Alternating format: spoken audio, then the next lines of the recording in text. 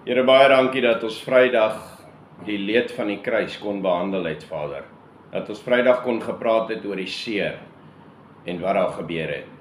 Lord, that we could have discussed the sore and the pain of the cross, but we know victory was at hand. Ons weet oorwinning was voor ons en dis wat ons vandag hier by mekaar is, om die oorwinning te ontvang. Here, ons wil op hierdie oomblik bid vir Monica en Dana. Ons wil bid vir die familie daar. Laat U saam met Dana sal wees. Vader, laat U wil in sy lewe geskied, laat U hom sal dra, laat U hom kalmte en vrede gee, ook die familie sal dra met U krag en hulle sterk sal hou. Ek wil ook bid vir elke persoon wat nie hier is nie, Vader, laat U hulle sal seën en beskerm. Laat U hand oor hulle sal wees in Jesus wonderlike naam. Seën hierdie verrigtinge, seën ons samekoms as kinders van God, Vader, dat ons mekaar se geselskap geniet, Vader. Ons weet nie of ons dit môre nog gaan hê nie, maar laat ons die tyd geniet wat ons het as 'n geskenk uit U hand uit. Seën hierdie diens verder in Jesus naam. Amen. Weet, die Vrydagse diens het basies gegaan oor die leed na die kruis toe. En dis amazing toe die Here met my praat so klompie so week of wat oor 'n week terug oor hierdie twee dienste. Dit was voor Jolien nog vir my gesê het, gaan ons twee dienste hou. Toe het die Here al vir my gesê om dit te doen, toe bevestig my vrou dit net. Sy is partykeer reg. Nie baie nie, maar sy het haar oomblikke wat sy alright is. So toe praat hy met die twee dienste, maar die tweede een was ek nogal excited om vandag sinne te doen, want dit is iets ironies wat die Here my gewys het. En ek wil praat oor totale oorwinning, total victory. Jy sien, ek het al baie keer sport gekyk, en ek glo almal van ons het al sport gekyk, sport gedoen, en die woord wat ek wil gebruik vir die preek is 'n Engelse woord, uit meer impak. Domination. Want totale oorwinning beteken, jy domineer ietsie. In so 'n mate, laat almal om daai situasie dink, hoe die hel gaan ons dit bied? Hoe die hel gaan ons daai persoon bied? Ek vat byvoorbeeld, ek kyk 'n reis waar Usain Bolt teen die 4 vinnigste ouens in die wêreld gehardloop het. En hulle het gesê, hierdie gaan 'n close reis wees. En Usain Bolt voor die tyd, hy weet jy wat, hy mag maar arrogant wees. Ek dink as jy hard gewerk het, en jy weet jy het ietsie, of jy het gewerk vir ietsie, dan kan jy 'n vorm van arrogansie hê om te sê, weet jy wat, ek weet ek's die beste. Kyk, ja, daar's altyd 'n mate in die lewe, dat almal gebied gaan word een of ander tyd. Jy moet nooit dink jy kan nie gebied word nie, maar jy kan dink ek is die beste op 'n stadium. En hy hardloop toe teen hierdie ouens, en hy hardloop teen die 4 vinnigste ouens in die wêreld, almal met rekords en so aan. En ek dog, wow, ek gaan hierdie reis kyk, want hierdie gaan close wees. Want al 5 hy ouens is vir my amazing as hulle hardloop. En ek het gesê, dit gaan terugkom na die ou wat die vinnigste wegspring. En in Christendom is dit ook altyd so. Dis nie soos 'n resies. Dis kom Paulus so praat van 'n resies. Dis nie soos die ou wat die vinnigste wegspring in die Christendom nie. Dis die ou wat die beste klaarmaak.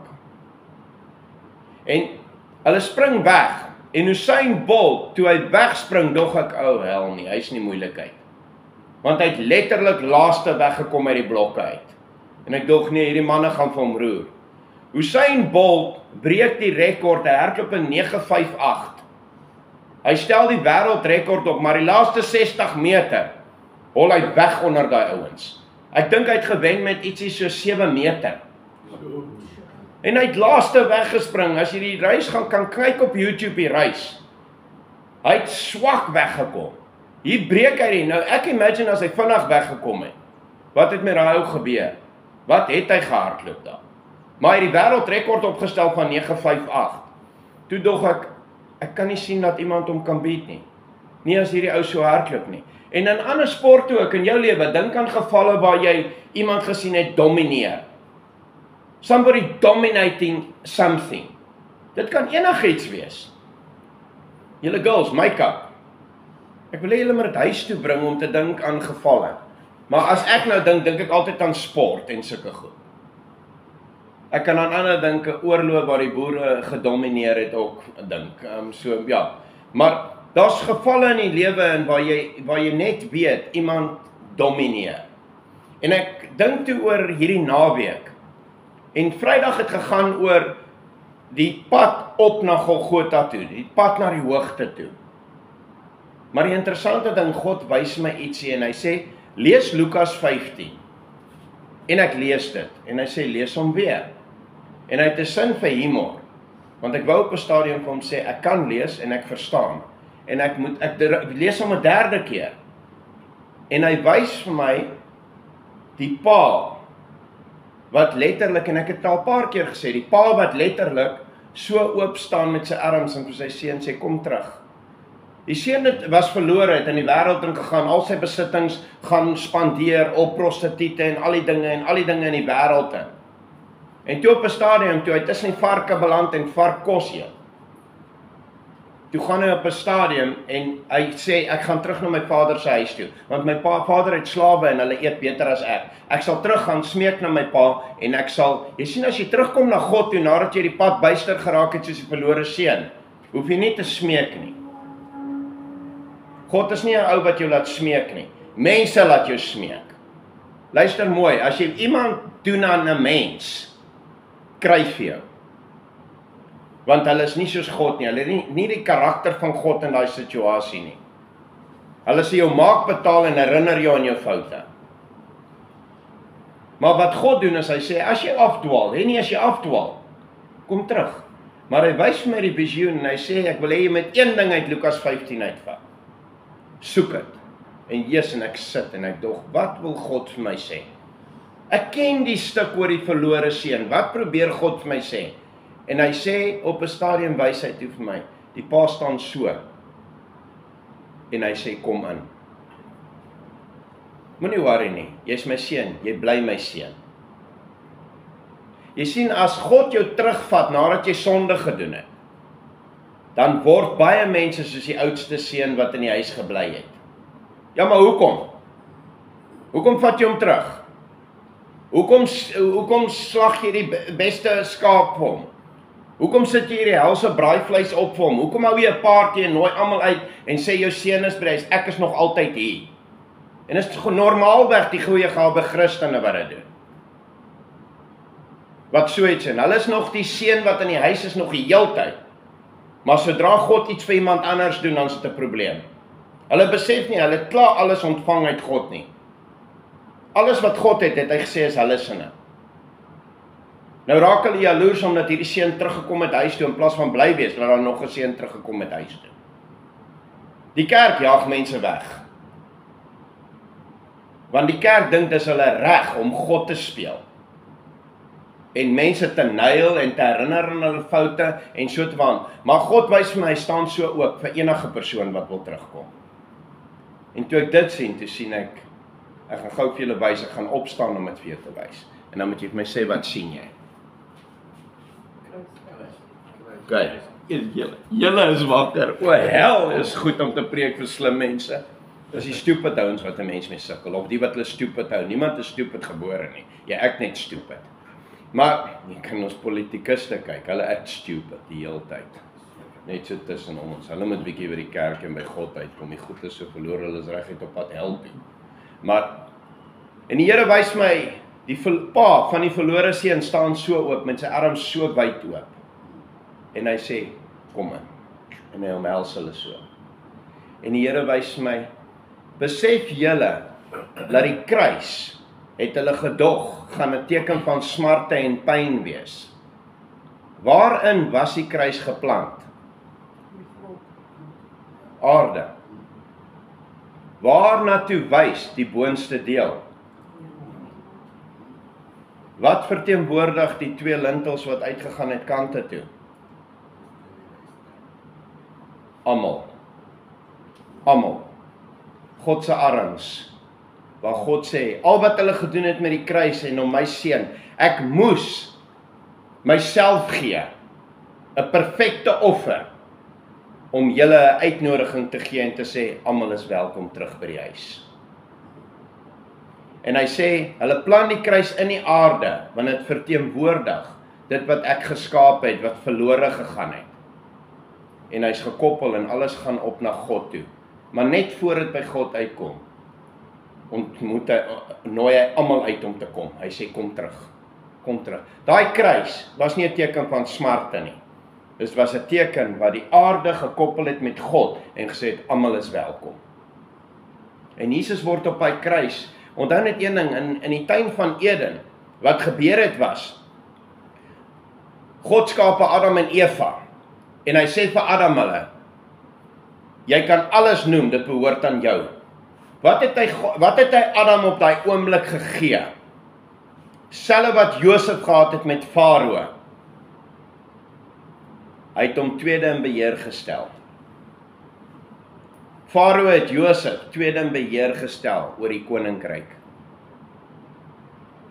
God stel Adam, gee hom wat hulle noem rentmeesterskap. Stewardship, autoriteit oor alles. Jy noem dit 'n bees, jy noem dit 'n skaap. Jy kan alles eet. Maar God stel 'n reël daar en sê, ek wil net hê, moenie. Jesus sterf op die kruis. Tussen die tyd wat hy sterf, gaan Jesus af en hy gaan al een ding terug. Die autoriteit wat God vir die mens gegee het in die tuin van Eden, gaan al Jesus terug by die duiwel. Totale oorwinning, total victory. Jesus doen nie 'n halwe job nie. Hy gaan hulle terug. Hulle sê in die Bybel, hy die sleutels gaan weghaal van die hel en hy het oorwinning teruggevat.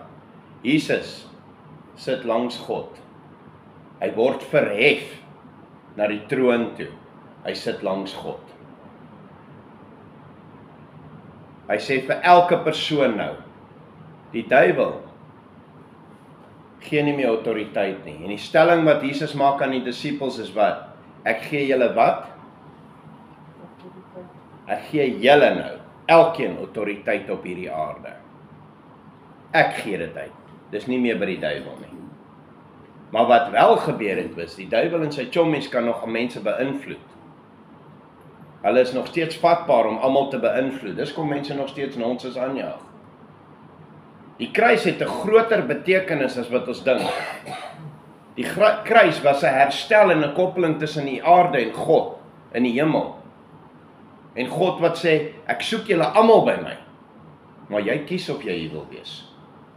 Jou aardse woning, jou tyd wat jy op hierdie aarde is 'n pad wat jy stap.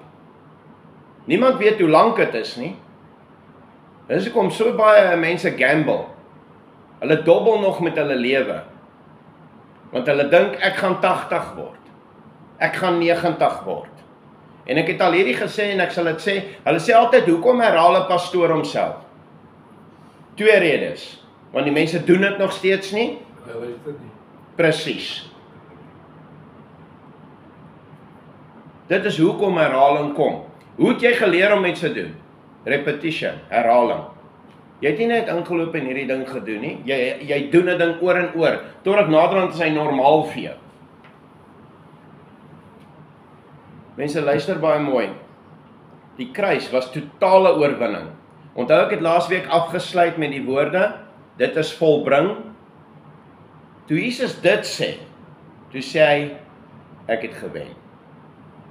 En toe sien ek hom in daai selfde kategorie as Usain Bolt wat onder daai ouens uithardloop. Toe sien ek Jesus staan en hy sê, niemand kan my span beat nie. Niemand kan hierdie span wen nie. Oorwinning is ons in. So as jy by God bly, is jy in die wenspan. Ons moet leer om die duiwel te herinner dat ons in die wenspan is. Hulle sê, daar was 'n gesegde op 'n stadium wat ons baie gebruik het, if the devil reminds you of your past, remind him of his future. Ons moet leer om die autoriteit wat Jesus ons gee te gryp en te sê, weet jy wat? Ek weet ek is in die wenspan. Ek is kind van God, my boetie se naam is Jesus. As jy mense wil deurmekaar maak, as hulle buite met jou praat, dan sê jy vir hulle, hoe gaan dit met jou? As hulle vir jou dit vra, dan sê jy, baie goed, my pa is die koning. Ja, dit is klaar deur mekaar. My boetie is 'n prins. Dan werk hy koppe oortyd. En jy lieg nie. Want as jy kind van God is, dis presies wat gebeur. Jy sien, ons is besig met die wêreld in plaas van met God. Ons is besig met dinge van die wêreld in plaas van die God wat klaar oorwinning gegee het. Die kruis was totale oorwinning, totale oorwinning. Jesus het gekom en hy het alles herstel. Hy het alles teruggevat wat die duiwel gesteel het in al daai jare. En hy sê vir my en jou, jy het dit. Vandag is 'n dag waar Jesus opgestaan het uit die graf uit. Die dood was agtergelaat vir 'n lewe van oorwinning en 'n lewe ewig. Maak nie saak of mense dit glo of nie. Die uiteinde van die saak is, God het deur die kruis het 'n herstel gebring tussen ons en hom.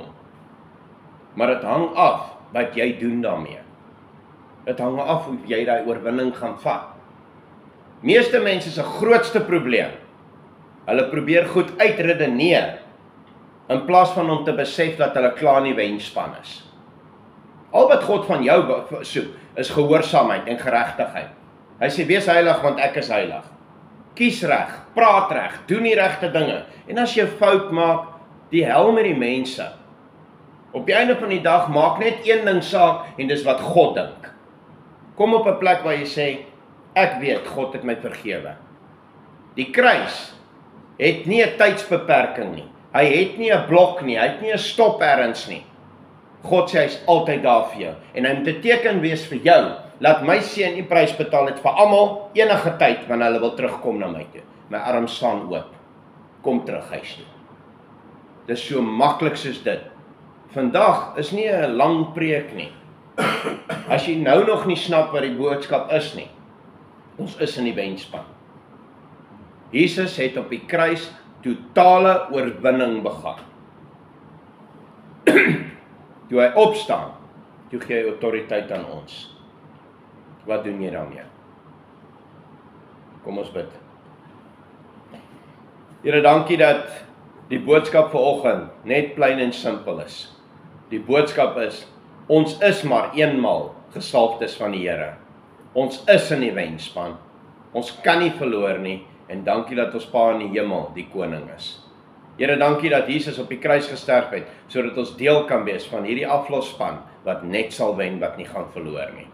Ek wil bid vir elke persoon, dat hulle lewens in lyn bring met God, sodat hulle daai kruis ontvang, en ons weet, die kruis is van vandag af 'n simbool van ons is die wenspan. In Jesus naam bid ek die seën oor elke persoon, en dit wat hulle mag aanpak in hierdie lewe. Amen. Here, dankie dat U vir Pierre so ryklik seën om vir ons die evangelie te bring, sodat ons dit kan verstaan en kan inneem. In Jesus se naam, amen. Amen. Dankie, Willie.